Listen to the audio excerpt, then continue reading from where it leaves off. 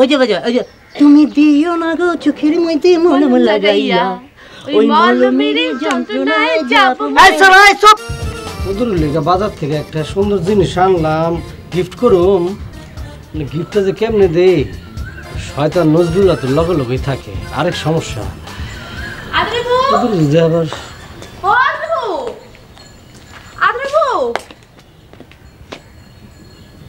Khalek sir আপনি এখানে একলা একলা খাড়া কি করতেছেন? কিছু না তোমার জন্য একটা গিফট আনছি। সত্য কইতেছেন? কই দেন। সত্যি না মিথ্যা এখন টের পাইবা চোখটা বন্ধ করো।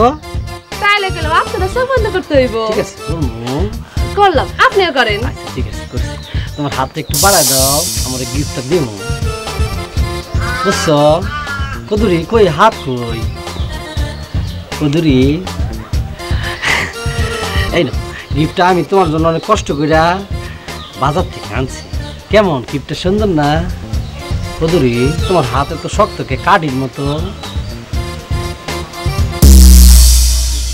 কি কি কি আমার গিফট দিছিস কে?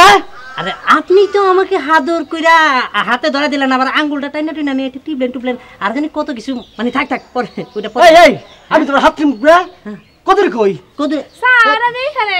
কদুরি তুমি আমার সাথে এরকম সিটিং বাজিটা করতে পারলা?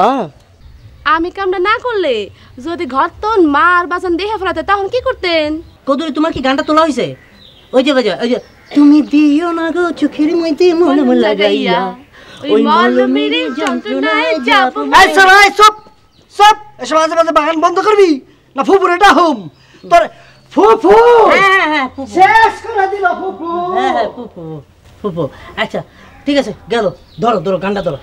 তুমি দিও না গো চোখের মধ্যে মলম লাগাইয়া ওই মল